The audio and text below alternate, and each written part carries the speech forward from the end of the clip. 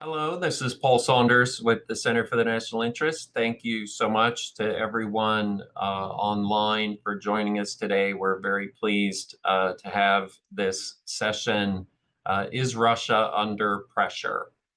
Uh, we thought with the United States and Russia pursuing negotiations with one another over the war in Ukraine, that it could be a good time to look at just how much pressure Russia may face going into that process. We're really thrilled to have with us today two outstanding experts who can give us a military and economic perspective on that question.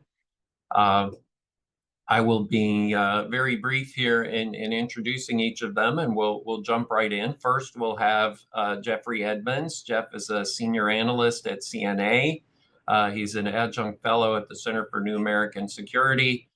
He has a long background focused on national security issues, especially Russia's military. He's been following Russia's invasion of Ukraine quite closely. He also has experience in the U.S. government as a senior advisor to the Assistant Secretary of Defense for International Security Affairs and is director for Russia on the NSC staff. And earlier in his career, Jeff was a Central Intelligence Agency senior military analyst and served in the Army and the Army Reserve in both Iraq and Afghanistan. Craig Kennedy, who's also with us today, an advisory board member and an associate at Harvard University's Davis Center for Russian and Eurasian Studies. Really very deep experience with the Russian economy and Russia's energy sector. He opened the Moscow office of Cambridge Energy Research Associates 30 plus years ago and has been focused closely on the Russian economy since then with Morgan Stanley, with Bank of America Merrill Lynch. He was vice chairman at Merrill Lynch, Bank of America Merrill Lynch.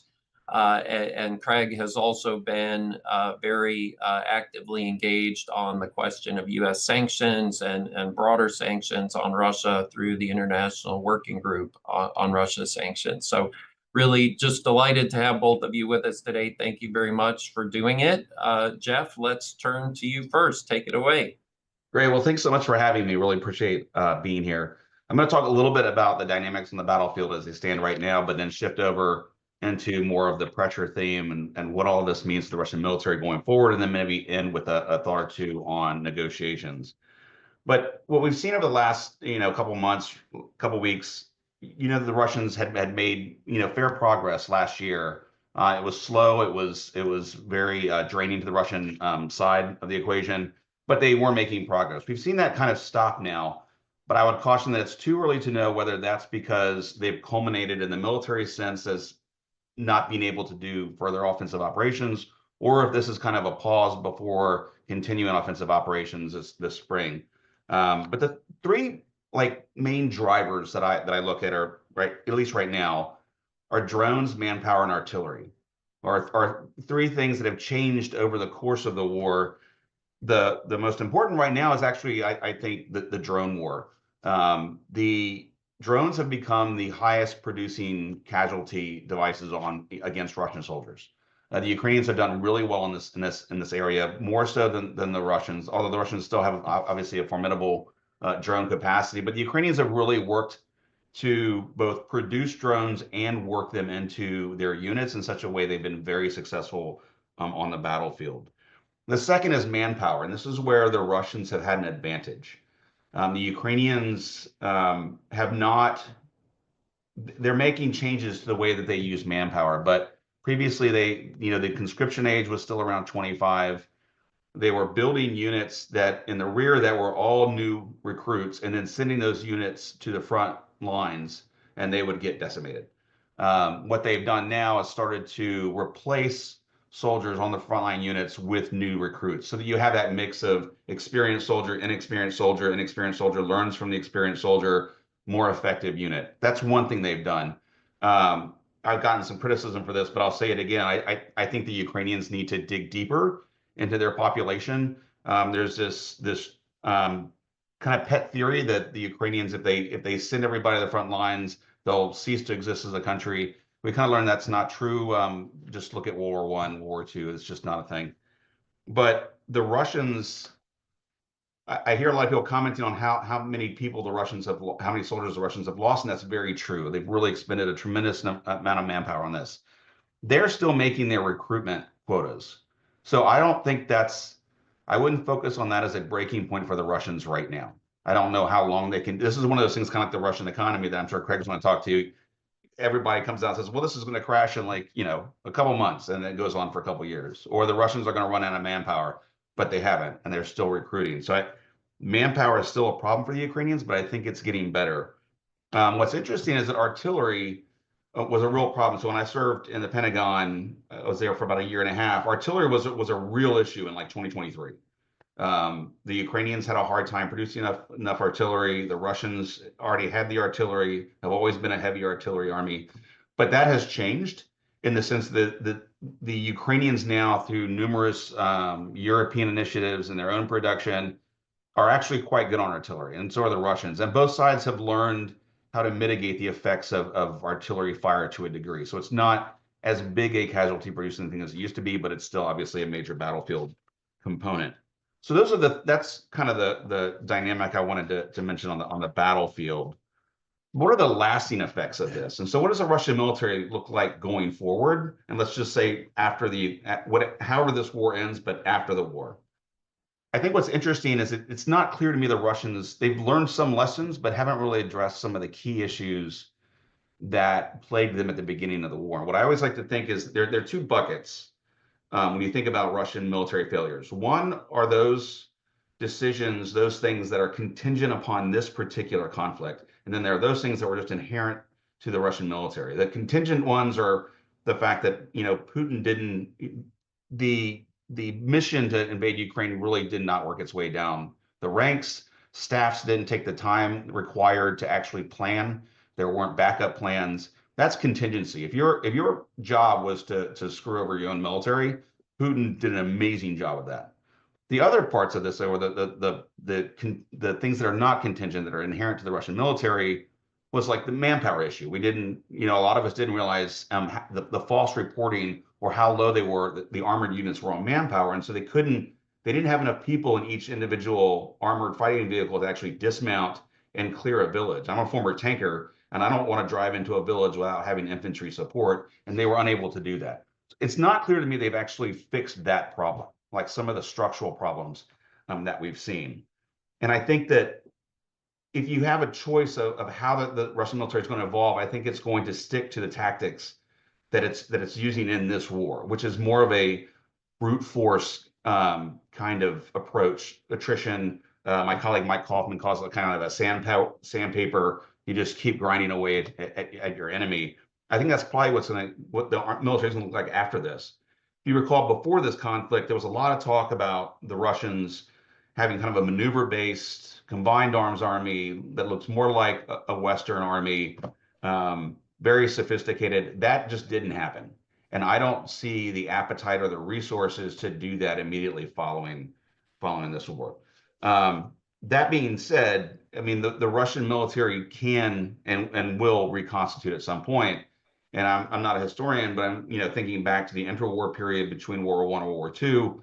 Militaries, I think, tend to reconstitute faster than people anticipate in general. And so I would not put it by the Russians. I mean, I don't know, over to Craig later on the economic impact that the war is going to have on their ability to reconstitute.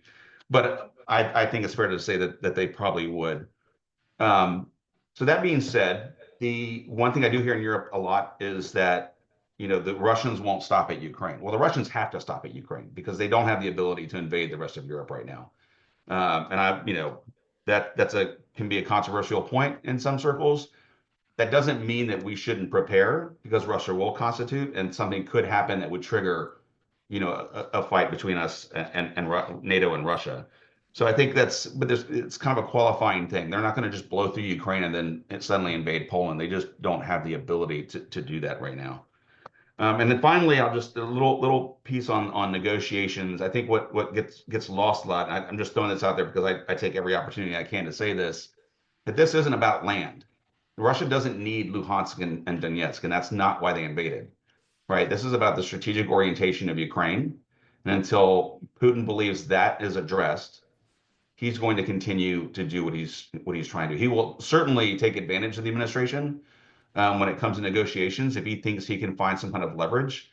Or the general formula is like, okay, yeah, we can talk about that, but whatever issue or whatever negotiating tactic comes up, but I'm also going to slap on something that weakens Ukraine.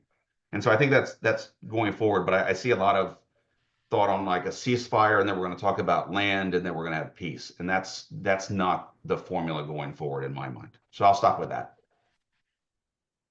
Thanks very much, Jeff. A lot for us to think and talk about. Craig, let's turn it over to you for the economic side. Thanks very much, Paul. And Jeff raised a lot of interesting questions I'd like to engage with straight away. But let me first start by addressing the questions that you posed for the panel.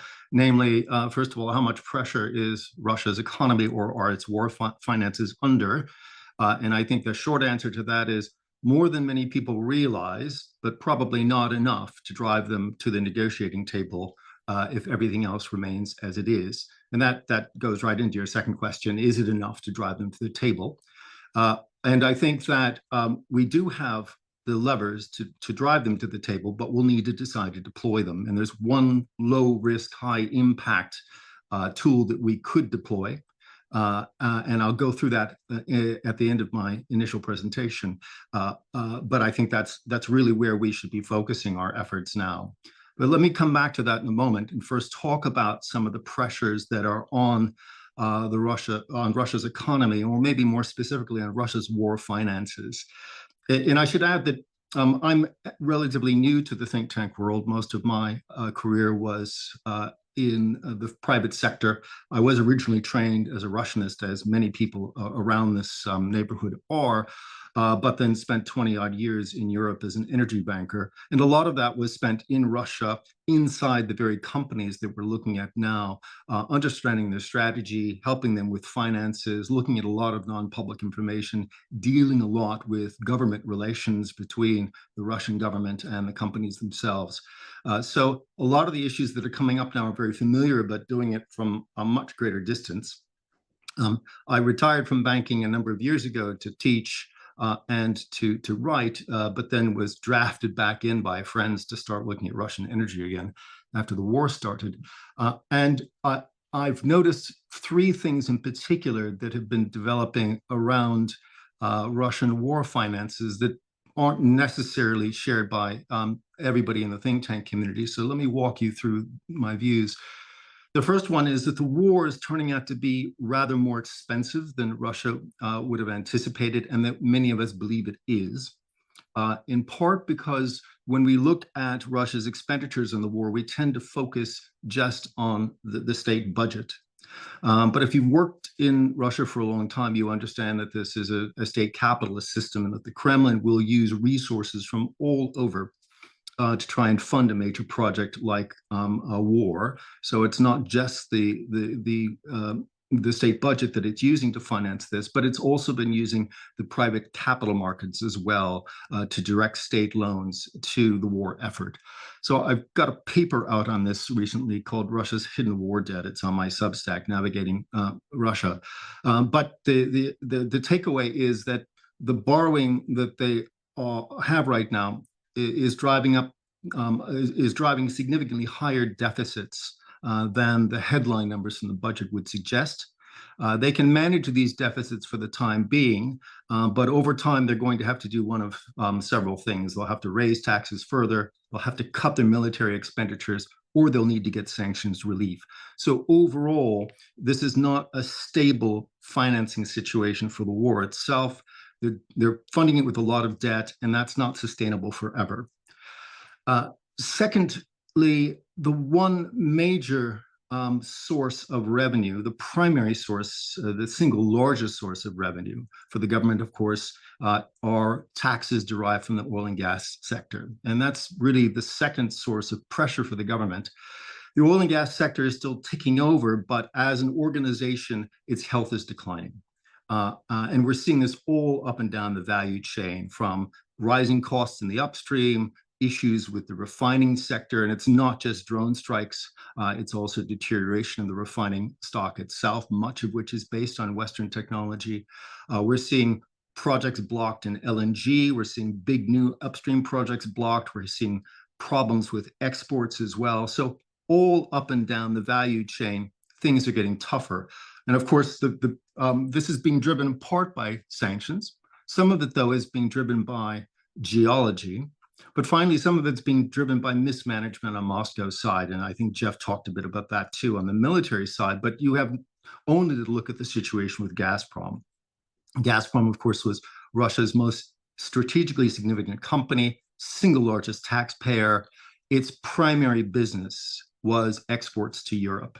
And for 50 years, Gazprom promised the Europeans that they would never politicize gas deliveries.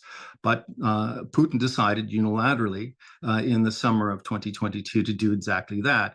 And surprisingly to Moscow, the Europeans didn't blink when he tried to use energy blackmail effectively to drive a wedge between Europe and Ukraine. And this decimated Gazprom's business. The Europeans were surprisingly nimble and resourceful in finding alternative sources of energy. As a result, Gazprom lost 85% of its volumes. It's now running a significant loss as a business. It's having to borrow money that it used to be able to borrow in Europe at under 2% back in 2021. It's now borrowing in the domestic markets at 22%. So this, again, is a big problem. The state is still able to extract steady tax revenues from the energy sector, but it's taking a real toll, and we're seeing this reflected in broader problems in the energy sector.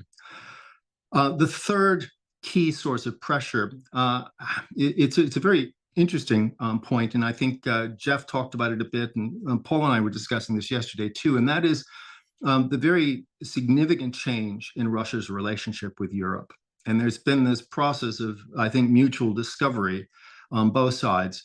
I think on the European side, they have discovered that Russia is not simply a new market to export to, but that Russia's designs on Ukraine drive Russia to want to see Europe disunified and less economically powerful. And Europe now realizes this and sees this as a threat. I think from Europe's point of view, Jeff, it's not simply Russian armies driving through Ukraine and going further, but Russia using its position going further to try and subvert unity and prosperity in Europe, because it sees that as a major impediment to its designs in Ukraine. And so Europe is now faced with a dilemma. What do we do about that? And I think much to Russia's surprise, Europe has decided to exercise its economic leverage. And we've seen that when they decided not to blink on gas, when they cut off oil exports coming in, when they de-SWIFted Russia, when they blocked Russia from being able to access their capital markets, thing after thing after thing that many of us were surprised that Europe actually did.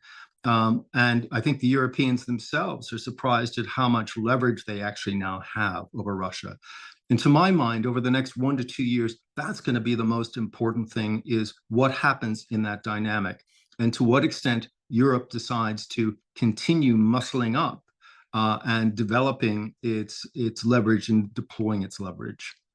Now, I promised at the beginning that I would talk about a relatively low risk, high impact measure that could be taken to amp up the pressure on Russia and perhaps get it to be more pliant in negotiations.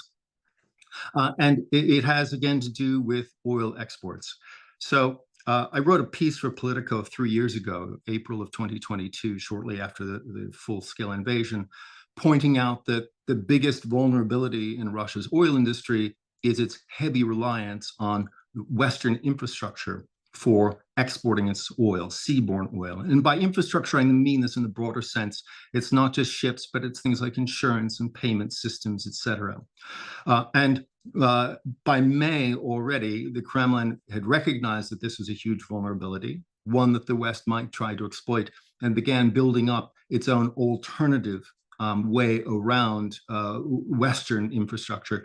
This is commonly known as the Shadow Fleet, but it's not simply tankers that they've acquired. It's putting in place insurance programs, financing everything that is parallel to and separate from the West, so that its oil exports would be relatively immune to Western sanctions, or so they thought. But within about a year and a half, OFAC, the US Treasury, had worked out a way to thwart this, and it was direct tanker sanctions. They began sanctioning Russian Shadow Fleet tankers, and once they did that, it effectively took them out of commission. And it didn't actually take a lot to do that. It really took some conversations with India and China to explain, we are okay if you continue to buy Russian oil. In fact, keep doing so and driving the best bargain you can to get the big discounts you're getting.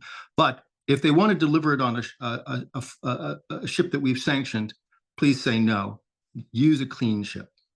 And the idea behind this was that you would pressure Russia to go back to the mainstream fleet again, where Western sanction authorities can then put greater pressure on Russia's exports.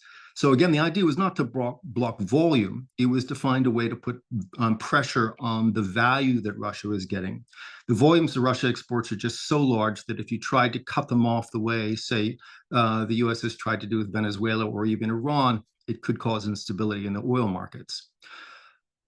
So the tool was proven up already in October, November of 23, but it really wasn't deployed in size until January of 2025. And we saw these 168 tankers that were sanctioned, set off alarm bells in Moscow, and we started to see the shift from the Shadow Fleet back to the mainstream fleet for crude coming out of Europe in a really quite dramatic way. And costs started going up for freight as well for Russia. If the West did another round of this, it would take maybe 180 to 200 ships in total on a list. This would shut down most of the remaining Shadow Fleet that Russia has spent upwards of $14 billion to acquire, and push them back onto the mainstream platform. And this would give the West significant leverage. There are all sorts of things that you could do. You could put a surcharge of $10 a barrel on the use of these tankers. You could say these tankers can't lift from certain Russian ports, so that would depress the volumes. There are lots of things, but what Moscow would know most of all is that suddenly the West is exerting its authority again to control Russia's oil exports. And that, I think, would be a very powerful card to play, relatively low risk, already using a proven tool. It's just a question of the West deciding to do it at this point. I'll pause with that, Paul, and turn it back over to you. Thanks very much, Craig. Also a lot for us to think and talk about. So now we will open up for questions. I encourage anyone who has a question to use the Q&A tab down at the bottom of the Zoom screen and type your question in there, and we'll try to move through those sequentially. We do have one question already from John Evans, who many may know as a former director of the Russia office at the State Department, former U.S. ambassador to Armenia, general consul in St. Petersburg, also in the past.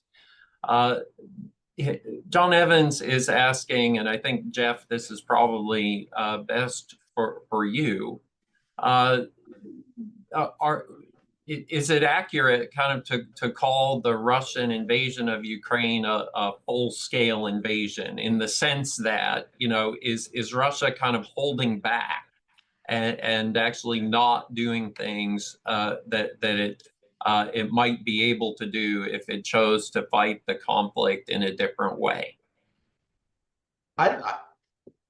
No, I don't think Russia's holding back from its main forces. What I would say is that there was a whole host of technologies that we were all worried about before this war, involving ASAT, anti-satellite capabilities, cable cutting, cyber. There's a bunch of other things that we had worried about that would come into play in a NATO fight that are not in play in Ukraine. For example, Russia's submarine fleet. Most of that, I mean, they participate in long-range strikes, but like the U.S. Navy, for example, would have, that would not be a small challenge to take on the Russian undersea fleet, for example. So there are things that they're not using in Ukraine, but I think as far as what they need to invade Ukraine, I think they have not held back anything back, especially when it comes to manpower, weakening other units around Russia, really digging into their stocks as much as they can, using old tanks, almost all of their artillery production. So in a general sense, I would say no, but that doesn't mean there aren't other capabilities that we would need to deal with if this were to break out into a wider conflict.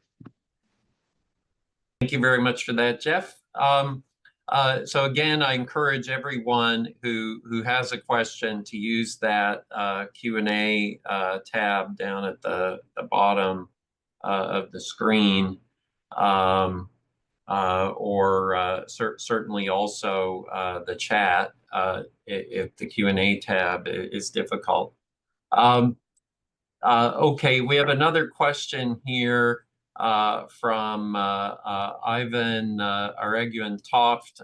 He's at Russia Matters at Harvard, Craig, up there with you. And Ivan asks, also for Jeff, so much of what we hear in our debate has an argument along the lines of Ukraine can't win and therefore it should surrender or negotiate. He's asking, it seems like Ukraine actually has good reasons to keep fighting, and certainly that Ukraine has a lot of potential costs to agreeing to Russian terms, and also Russia hasn't done that well on the battlefield. He asks. So, do you see what incentives do you see? How much hope do you see for the Ukrainian military? I would agree with that. I think that especially given the change in, for example, artillery supplies and drone production, and the change in manpower that's starting to become more positive for Ukraine. Ukraine what I keep saying is Ukraine has a big vote in this, and they certainly have. I would say they certainly have the capability to resist through the coming year. We'll see how things change later on. And again, we don't know if the Russian pause here is because they're just unable to make further gains or if they're waiting to push again. But the Ukrainians are digging in, right? They learned this lesson when they tried to break Russian lines in 2023. The effectiveness of these deep defensive positions. So I mean, Ukraine is definitely still in this fight. I think that has shifted, and I agree that there was a sentiment that look, Ukraine's just losing. We're gonna extrapolate this out. They're just gonna keep losing. But lo and behold, things on the battlefield are dynamic, and armies learn. And I think they're actually okay going for the coming year. Thank you, Jeff. So now we have a question from Donald Smith, like Craig, a former banker, in his case, a retired investment banker, Mr. Smith. And he's asking a question, what does the Russian public think about the war? And Craig, maybe I'll turn this one to you. Doesn't Russia have 20% inflation? Isn't that something that Russians might get tired of bearing? So, these are all good questions. We'd like to know exactly what the inflation rate is in Russia. There's a lot of debate over what the right numbers are. And we'd like to know what the Russian public really thinks. And we've got skilled surveyors who try and gather information. But again, this is one of those things that's not easy to know. But I think one thing we can say for certain is that the Kremlin is very sensitive to public sentiments toward the war and has been doing as much as possible to try and protect them economically from the ravages of the war. So one of the reasons, for example, that the high expenditures are being funded with debt is to try to avoid raising taxes on people so that they don't feel it immediately in their pocketbook. But there's a knock-on effect, unfortunately, for Moscow, and that is when you inject so much debt. And by the way, there's been a huge and an anomalous growth in private debt in Russia. Again, much of it's state-directed. And we're talking on the order of $450 billion since early 2022 of new debt. That's about a 70% increase in total corporate debt, and it's roughly equivalent to, say, 20% of 2023 GDP. So these are big numbers. And of course, that's been fueling the GDP growth. It's been fueling the big enterprise salaries that are being paid to a scarce workforce. It's been fueling all of these big bonuses that are being paid to recruits into the army. And that gives a short-term feel-good factor to people. But over the long term, somebody has to pick up the tab for that debt. And eventually it will go back through taxes in all likelihood. But it's already fueling inflation because it's causing the monetary supply to expand so quickly. And so it's a real dilemma for the Kremlin. They either face inflation or they've got to raise taxes on people. And both of those are unpopular. Thank you very much, Craig. Without attempting at all to answer the question, I'll just observe that it's kind of striking to me how much of world history and the wars and revolutions of thousands of years of humanity come down to debt and taxes in the end. We have a question from Glenn Van Herk, a new board member of the Center for the National Interest and a retired four-star Air Force general who was, until relatively recently, the commander of the Northern Command and of NORAD. And General Van Herk is asking, the sanctions have been on Russia have been effective in imposing costs, but from a strategic perspective, do you believe that they have also helped to bring China, North Korea, and Iran closer to Russia? And do you think that that could have greater strategic consequences? For example, North Korea is likely to gain significant technology for its nuclear program, including ballistic missile, space, cyber technology. China is likely to gain greater access to the Arctic. What did the two of you have to say about the role of the sanctions in bringing these countries closer to one another? Jeff, do you want to start with that? Yeah, and I can approach it from just the perspective of the relationships of these three countries rather than just the sanctions driving them together. What I would say about Russia and China is that the rapprochement between the two countries is one of the longest, most consistent trends in Russian foreign policy. It's not a result of the war. The war has certainly fed that pushing together, but these countries have significant overlapping worldviews, and I think that so that it's not as transactional as many try to paint it to be. Right? The China and Russia, while it's driven largely by leadership, have deep interests that are focused in the same direction. There's a growing relationship, obviously, between Russia and North Korea. North Korea sending troops to help fight in the war. There was some talk about China being upset about that. I don't think that's the case. I think Russia can read the room, and I think there's enough communication between Russia and China that that's not really a wedge issue. I don't really believe that there are many wedge issues between these countries. And so that's kind of how I would approach it. It's not just sanctions, but I mean, there are strong reasons why these countries are aligned the way they are. And those reasons are only strengthening.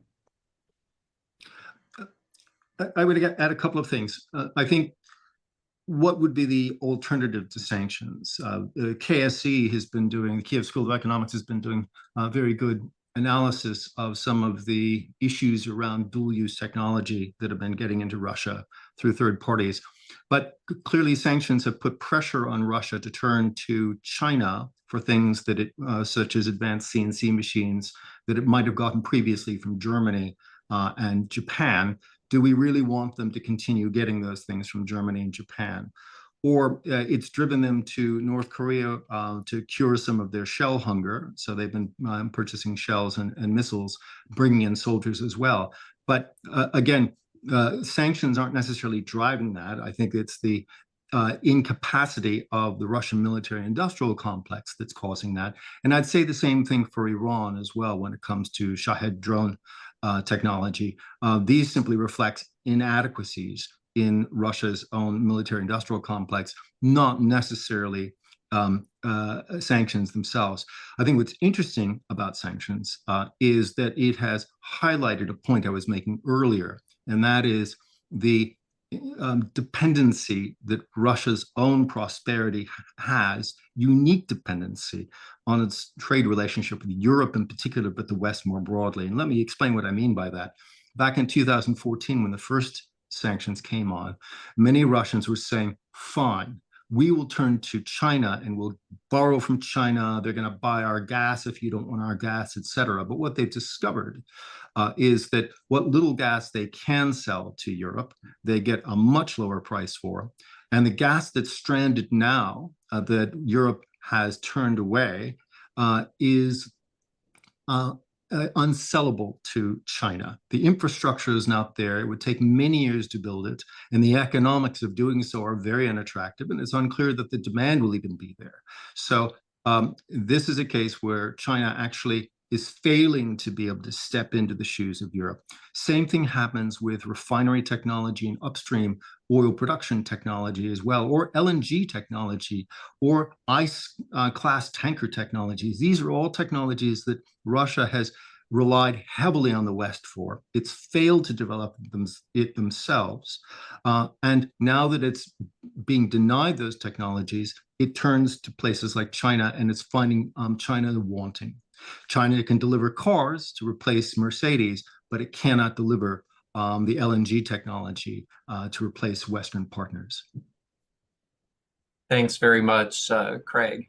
I suspect some of us foreign policy realists where China, Russia, Iran, and North Korea are concerned. You know, Jeff, on one hand, I kind of fully agree with you that those trends were already occurring and the war kind of accelerated them.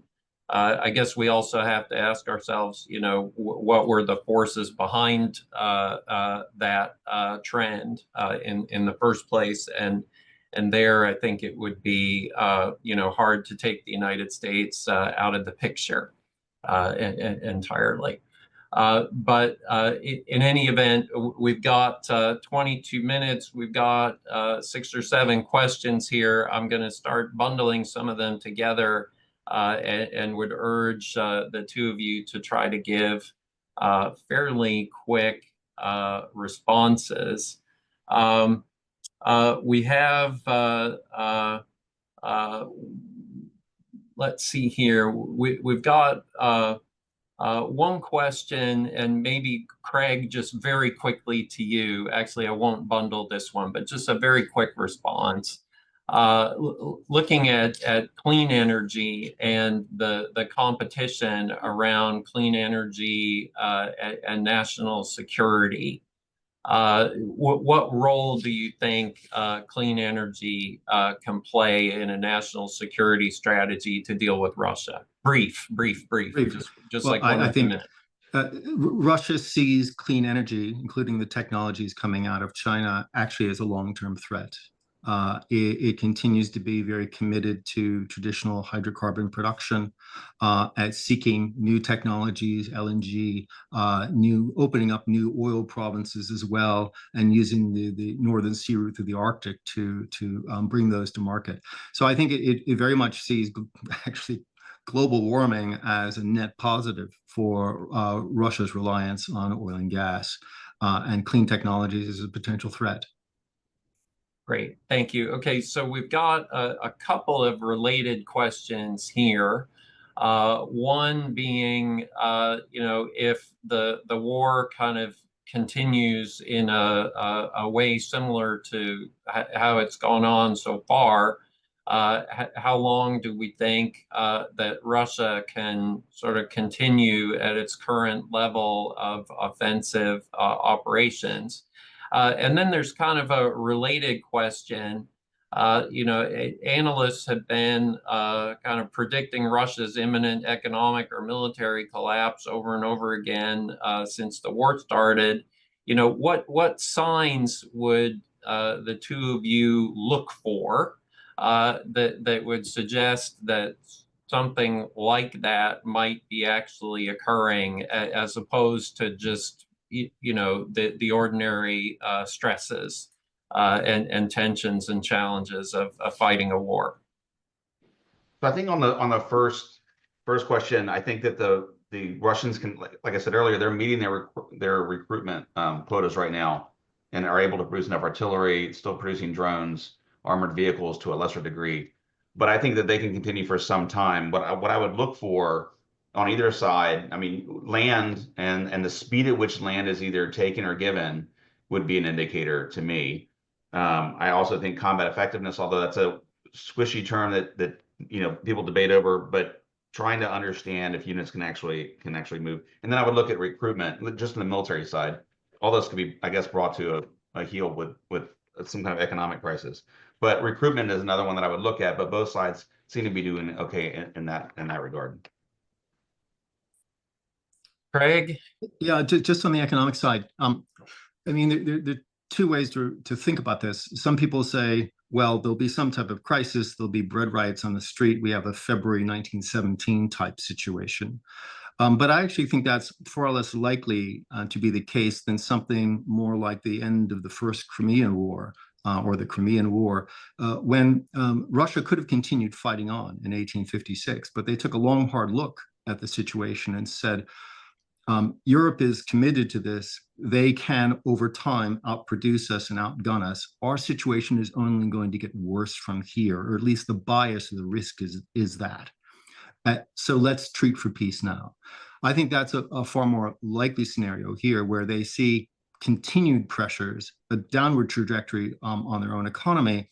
And then, as Jeff was saying, maybe things turning against them on the battlefield. But the most important thing, again, I think comes back to the degree of resolve that they see on the other side.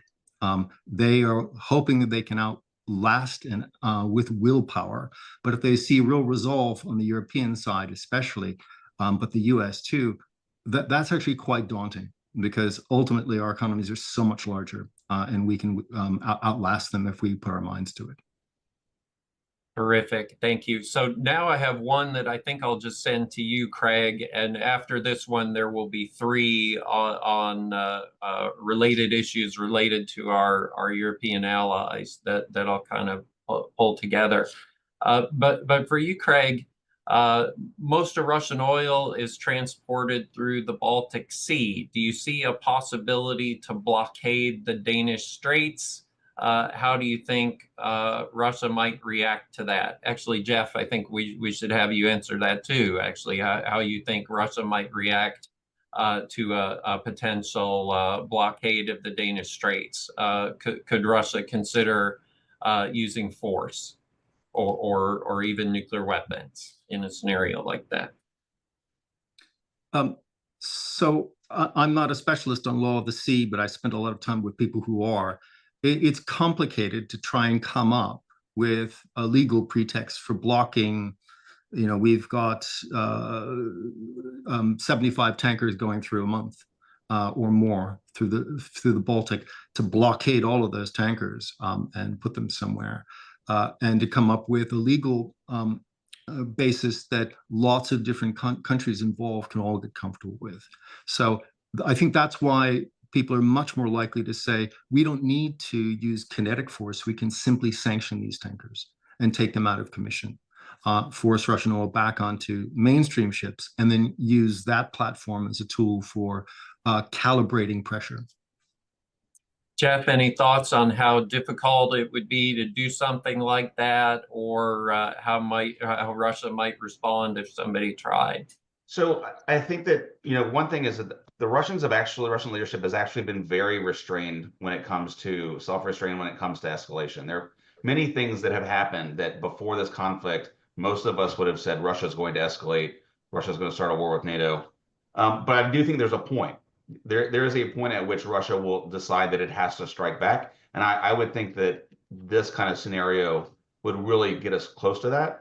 And with regards to what they have, I mean, they have Kaliningrad, they have a number of ships there with pretty high-tech missiles on them, very capable submarines, diesel submarines. So they could fight back a bit. It's not clear how much they would be able to actually, depending on what we had in the fight, but that goes down a kind of a rabbit hole. But bottom line is, I think that would certainly push up against the barrier of where they would feel like they needed to respond kinetically to something we were doing. Thank you. Thank you. So now, as I said, three kind of related questions about the Europeans.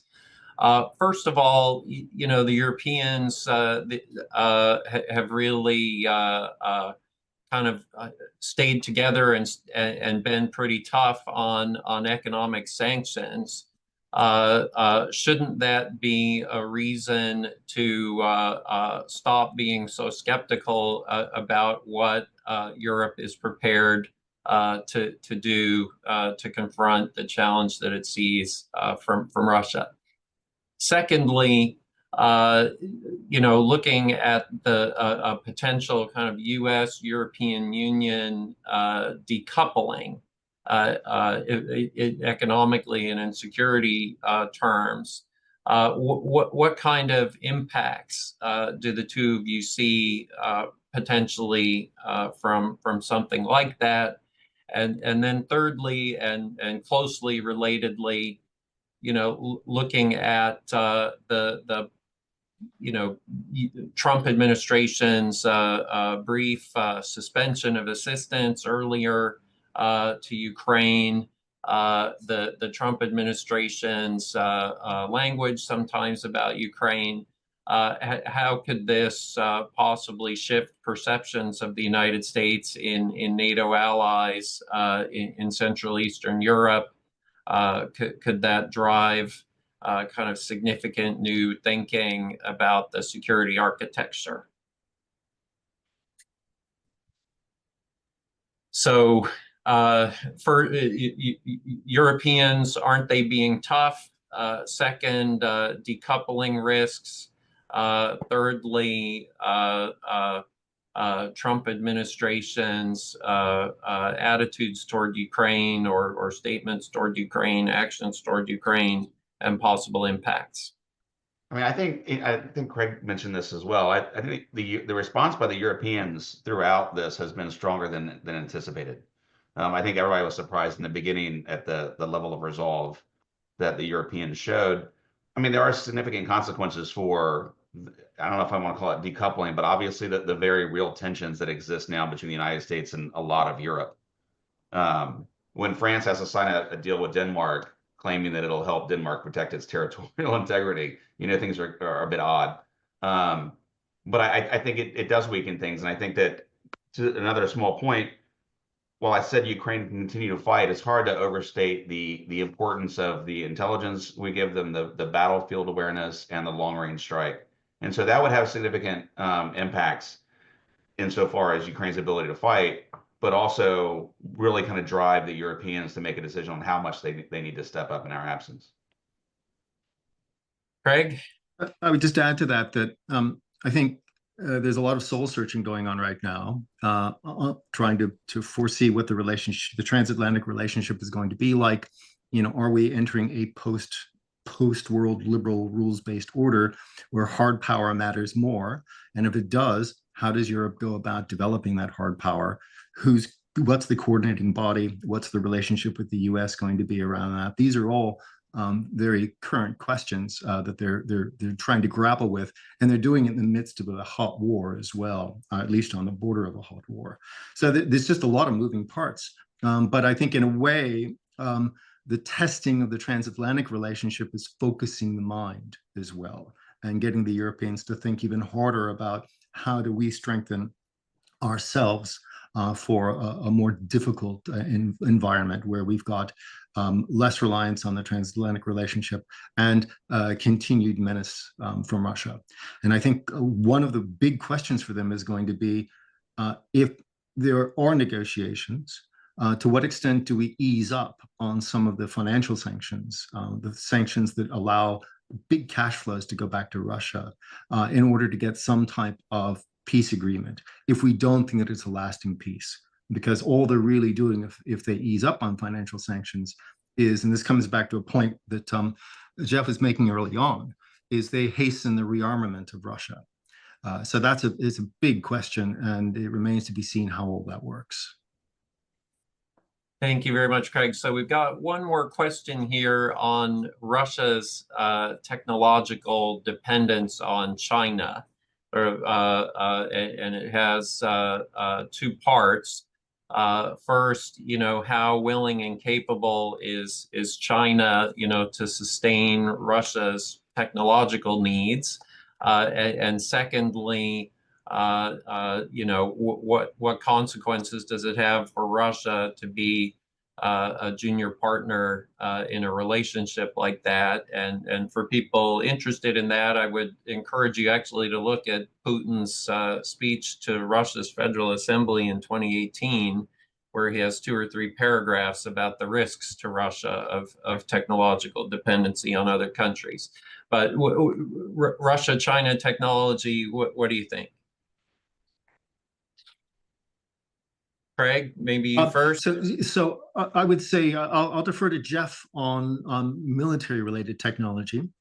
I mean, what Russia's getting cars now, they get some telecoms and other related technologies. But for the things that matter most in the energy sector, very little high-end technology is coming from Russia, or coming from China.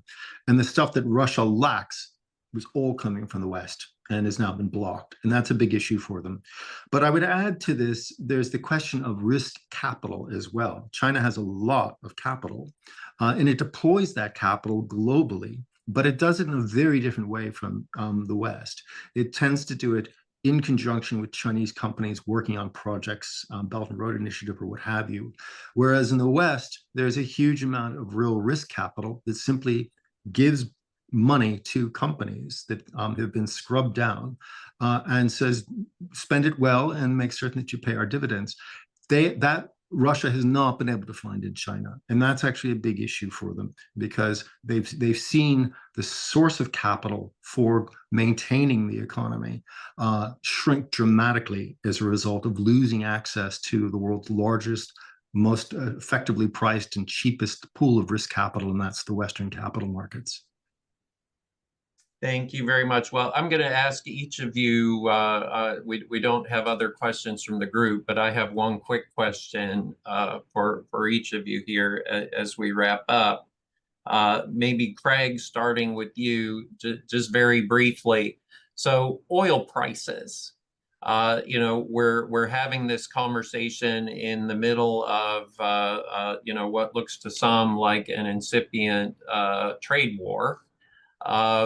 If that occurs, some think there might be, significant consequences for the global economy, maybe a global economic slowdown. How resilient could Russia be in the face of significantly lower oil prices over an extended period? This is a big issue in Moscow. It's being sort of hotly debated because you've got several things going on. First of all, they've set their break-even oil price at almost $70 a barrel, and Urals is down around $50 right now. So they're way below where they need to be to break even. Secondly, they're spending a lot more this year than they did last year. They're spending in the first quarter. The numbers just came out this morning. This is government budget. It's up 25% year on year, and they're running a much larger deficit than they did last year. So all of these combined are bad facts for Russia. And looking forward, you've got OPEC that wants to increase production. You've got a large amount of spare capacity available, and then you've got a outlook for a recession. So pretty much every star that you could look for to be aligned for a bad situation for Russia's oil income is there. And if, again, the West steps up and starts putting more pressure on the shadow fleet, even more pressure on Russia. Thank you, Craig. So now, Jeff, very briefly for you, the phenomenon of the Russian military bloggers. Could you say maybe a couple of words about that? Because this is on one hand kind of a source of for people observing Russia, certainly a source of a lot of important and interesting information. At the same time, you know, much of it clearly critical of the conduct of the war. You know, certainly going through phases on that. Why does the Russian government tolerate that? It is a pretty fascinating phenomenon, and it's related to what you see actually in Russian military journals as well. The Russian military, and I guess Russian leadership overall, does tolerate a bit of public debate about military policies. In military journals, you'll see these things come out in the open, you'll have people arguing, and then the conversation will go away. The Russian military will decide to do something. I think the bloggers are similar to that regard because they've proven in the past that they can help. You know, it was largely because of the bloggers that you had this non-governmental support for Russian soldiers by producing drones and buying drones and identifying drone tactics, techniques, and procedures. And that was a free-flowing conversation among bloggers that the Russian military actually benefited from. But you've also seen cases where bloggers have been shut down because they cross a line. And so there's a risk factor there. I think, and once to close it out, I think the Russian military tolerates them to a certain degree because they can be useful and they are good at lessons learned in the same way people over here following the war feed into, you know, U.S. government attempts to learn from the war. But I think there's a point at which they can be shut down and cross the line. Thank you. Thank you. All right. So we have one last one just very quickly here from my Center for the National Interest colleague, Andy Cutchins, who's asking, the Trump administration has been talking about punishing the buyers of Russian oil using secondary sanctions or some other tools. Is that plausible? What impact could it have on Russia? Craig, very brief. Yeah, you know, I saw something about imposing tariffs on countries that are buying Russian oil. You know, that is an approach you could take, but it seems pretty complicated because it would get wrapped up in all these other tariff discussions right now. The much more laser-focused and easily calibrated approach is, again, coming back to tankers and simply removing the rest of the shadow fleet, putting them back on Western tankers, and then using that advantage to scale up or scale down as needed the amount of value or even volume that you take out of the Russian oil export flow.